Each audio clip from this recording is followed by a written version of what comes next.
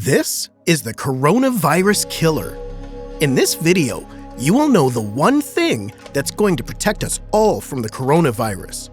Welcome to InfoJunkie TV, the place where you infomaniacs will find answers to so many questions that come to your mind. We hope you like this new video.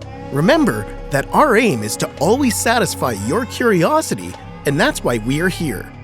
If you've wondered how this pandemic can end and what can possibly happen to protect the world from it, this video is for you. Wait till you know about the one and only coronavirus killer that's going to save us from this disease that has thrown the world into a craze. There is a lot of uncertainty nowadays, and no one can imagine how long the world is going to stay in this pandemic. People are scared, and they're not sure what to do to end this. People are social distancing and self-isolating. But then what? The vaccine is the answer. While so many labs are now testing for a vaccine for coronavirus, it's important to know the origin of how this whole thing works. How can we finally find something that prevents us from getting coronavirus? Wait till we get to that part. Did you know that we can get a vaccine sooner than you think? Or later, really, depending on how optimistic you are. Experts believe that we could get a COVID-19 vaccine between a year and 2 years. Even when the vaccine gets tested and proves to be safe, effective, with no adverse negative effects, and that it actually produces antibodies, how long do you think it would take to scale? Can you imagine the amount of money and resources needed to prepare a vaccine for the whole world? So it's not a matter of days or weeks, it's a very long process. Some people are sitting at home thinking that this will be over in a month or so when the vaccine comes out. Well, that's not true. We know of drugs that alleviate the COVID-19 symptoms, but not of treatment or of the vaccine. We know how we can protect ourselves socially, but not how to get a vaccine just yet. The thing is, SARS-CoV-2 or coronavirus, the virus causing COVID-19, is a new pathogen. The technologies used to develop it are not tested to result in effective vaccines that we can rely on. And it is so new that no one has immunity against it. It's not like the flu. Not everyone gets the flu when they're exposed to an infected person. That's because their body recognizes it. It's already developed immunity against the flu. Humans are not familiar with coronavirus, so our immunity systems are not prepared for it at all. Once you get in contact with an infected person, you contract the virus. That's why hundreds of labs around the world are working hard to find vaccines and treatments. Pretty shocking how our immune systems have no clue how to deal with the virus, right? Wait till you get to the part where there's actually some hope. Let's first take you on a journey through history. An English doctor called Edward Jenner gave the world the first vaccination for smallpox in 1796. In other words, a preventative treatment for smallpox. Jenner found that milkmaids who had a disease called cowpox did not get smallpox. Smallpox was a disease that caused fevers and skin eruptions for humans. As for cowpox, it led to milder symptoms including blisters. So what Jenner did is that he took fluid from a cowpox blister and put it into the skin of an 8-year-old boy. A blister erupted right away, then the boy recovered.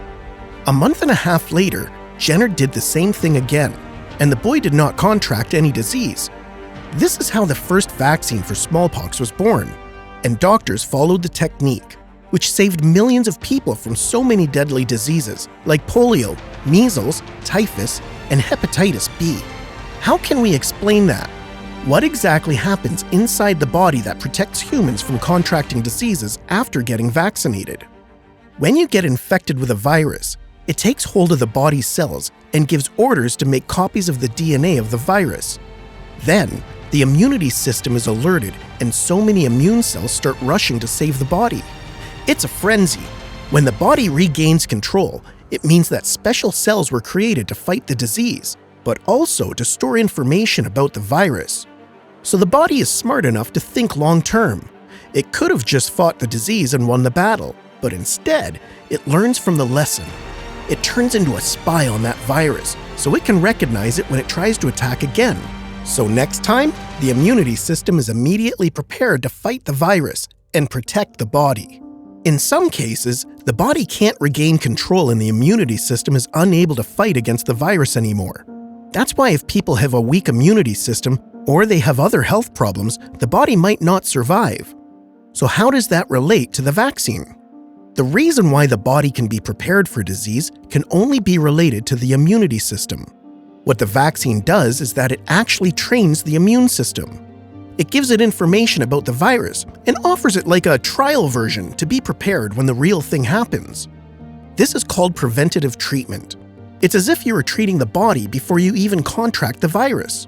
The body already knows what's coming and is prepared for the fight. So this blister Jenner administered into the skin of the boy was nothing but an aspect of the virus. This is how vaccines work.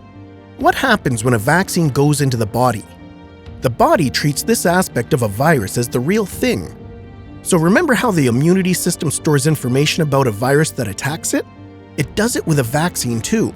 It creates memory cells that store information about the virus in the fight against what it thinks is the real virus. Of course, this process takes time, but these memory cells stay in the body for a long time. Depending on which vaccine it is, these cells stay for a different period of time inside the body. That's why some vaccines need to be taken more often than others. These memory cells are the saviors that allow the body to be prepared when a virus comes. It has the necessary information, so the necessary weapons to defeat the invader. Vaccines have protected humans from so many diseases. The rabies vaccine was developed in 1885, the cholera and typhoid vaccines in 1896, the tetanus vaccine in 1927, the first flu vaccine was licensed in the US in 1945. The measles vaccines with different versions in the 1960s, a plasma-derived hepatitis B vaccine was licensed in 1981, another hepatitis B vaccine in 1989, and these are just some of the milestones in medicine for vaccines that have helped humanity survive. Testing for a vaccine takes a lot of time. It's a lengthy process. Scientists first test for safety, to make sure the virus doesn't have negative adverse effects. Imagine a vaccine causing even worse symptoms than the actual disease it protects against. Then they test for efficacy. It's the phase where you give the vaccine to humans, which is happening now in Seattle, but more on that later. Phase 3 is when the vaccine is administered on a large scale. If it's safe enough, the company asks the FDA for the vaccine to be licensed. Why do vaccines take such a long time? Well, it's because you must give the vaccine and then wait. You let the people who are vaccinated live their lives normally and see if they've contracted the virus. You analyze them against people who haven't taken the vaccine and see if the vaccine actually works. Now, there are different kinds of vaccines, depending on what aspect of the virus or in which form of the virus is being used. We're particularly interested in a new technique of vaccines called mRNA vaccines, because that seems to be what's going to be the long-awaited coronavirus killer. You've probably heard about it because Moderna, a Cambridge biotech private company founded in 2010, is using mRNA to try and find a vaccine for coronavirus. The mRNA carries genetic information DNA to ribosomes in a way that results in production of proteins that pertain to the virus. What Moderna does is that it hijacks mRNA in order to carry a copy of the genetic sequence of the virus, allowing the production of antibodies to the virus. That means the vaccine doesn't use a similar version of the virus like other techniques, but just a genetic coding of the virus. Moderna had already been working on a vaccine for Middle East Respiratory Syndrome, MERS, for 2 years. So when China published the genetic sequence of the new coronavirus in January, Moderna saw how similar it was to the MERS sequence. This is when they started focusing on the coronavirus vaccine. The first human trial was conducted in Seattle in mid-March. That's actually huge, because that means they've skipped the animal testing phase and they're conducting human trials simultaneously. That doesn't mean they found a vaccine that can be used already. They're just testing for safety and to make sure it creates antibodies. SARS-CoV-2 or coronavirus also shares its genetic sequence with SARS, the virus from the outbreak we know of in 2003. It actually shares as much as 80 to 90% of its genetic material with SARS. But unfortunately, a vaccine was not developed at the time of the SARS outbreak because the funding was cut off when the disease died away. But that means that scientists can pick up where research for SARS vaccine left off. So yes, the first COVID-19 vaccine is now in clinical trials. So for the now, the only way to protect yourself is social, not medical. Social distancing is the one preventative treatment now. Keep 6 feet between you and anyone around you. Wash your hands a lot and extensively. Do not hug or kiss anyone. The only thing we can do now is to self-isolate and be patient so we can slow down this pandemic. We'll say it again. The last thing the world needs is to crash our healthcare systems by overwhelming our hospitals and our staff with numbers of patients that they cannot handle. We really need to flatten the curve now. So stay informed, stay safe, and stay home. Time for a recap. In this video, you've learned about how vaccines work, a bit on the history of vaccines, and the phases that vaccine development goes through before it can be publicly accessed for the world.